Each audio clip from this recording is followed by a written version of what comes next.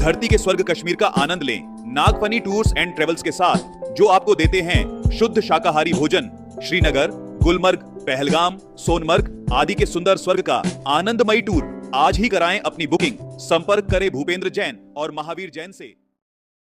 हे गुरुदेव, आजकल Facebook, WhatsApp, social media के माध्यम से कुछ लोग पूज्य गुरुओं के नाम से अनर्गल पोस्ट कर रहे हैं गुरुदेव, और भ्रमित करने वाली पोस्टें डाल रही है। कहाँ तक उचित है गुरुदेव?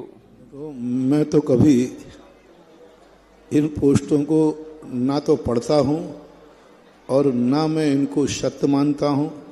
मैं तो सारी दुनिया से कहना है, जितने भी ये व्हाट्सएप पे कषायात्मक भाव आते हैं, इनको पढ़ना बंद करो, देखना बंद करो, क्योंकि ये सब कषाय हैं। पता नहीं क्या मजा आता है लोगों को। अभी दुनिया भर के साधुओं के नाम लेकर के कौन करता है, कौन बुलवा रहा है। जब कल के दिन कर्म का उदय आएगा, भोग नहीं पाओगे। अभी तो तुम अपने मजे ले रहे हो, अभी तो तुम्हारे लिए आनंद आ रहा है। कोई बोलने में मजा ले रहा है, कोई बुलवाने में मजा ले रहा है, कोई बार सबको फैलाने में मजा ले रहा है। कई लोगों को फैलाने में मजा आता है। सम्यक दृष्टि का काम ये होता है, पहली बात तो ऐसे भाव कभी आने ही नहीं चाहिए। साधु संतों को आज श्रावक लोग साधु संतों में फूट डालने में बहुत माहिर हो रहे हैं।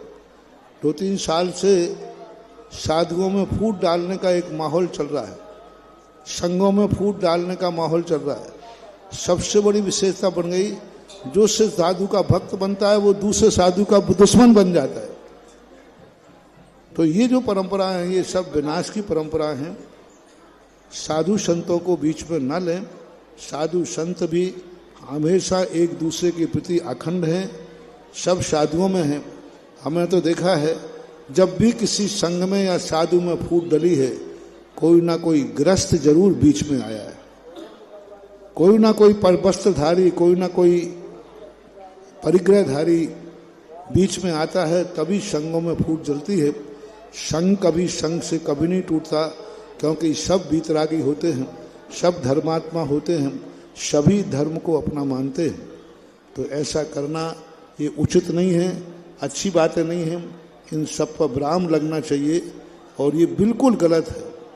तीनों व्यक्ति गलत हैं। जो डाल रहा है वो गलत है, जो डलवा रहा है वो उससे ज़्यादा गलत है, और सबसे ज़्यादा गलत है जो डाले हुए को प्रचार प्रसार कर रहा है। हमने तो फॉरवर्ड किया था। अरे फॉरवर्ड करने वाला सबसे ज़्यादा पापी है, क्योंकि उसने तो किया है, दूसरे ने करवाया है, तीसरे ने फैलाया है।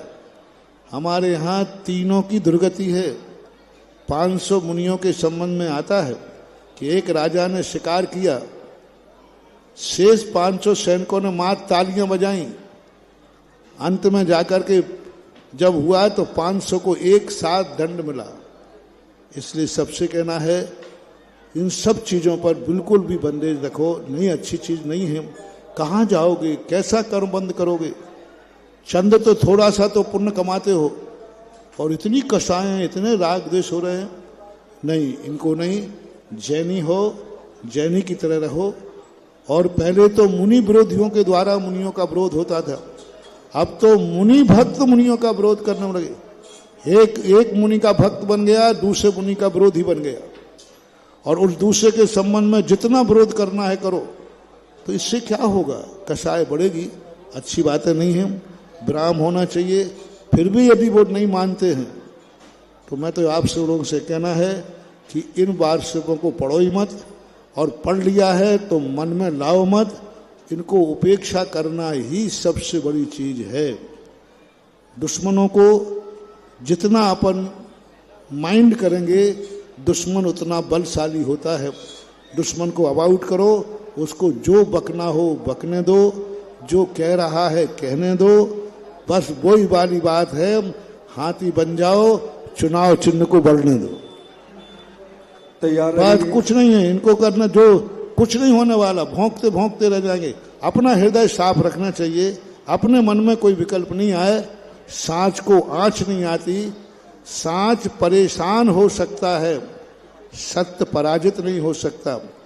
सत्य सूली पर चढ़ सकता है, सत्य को सूली लग नहीं सकती। सत्यमेव जयते। आजकल लोग सब करने लगे, लेके दे करके, पता नहीं क्या हो रहा है। मैं तो बाहर से पढ़ता नहीं हूँ और मैं पढ़ना भी नहीं चाहता हूँ। और आप लोगों ने प्रश्न कर दिया, मैं तो ये चाहता हूँ मेरे से ऐसे प्रश्नों को करो ही मत, मुझे भी विकल्प में मत लाओ, और मैं इन विकल्पों में रहना नहीं चाहता। मैं कल भी निर्विकल्प हूँ, आज भी निर्विकल्प हूँ, और केवल ज्ञान तक निर्विकल्प रहना चाहता हूँ।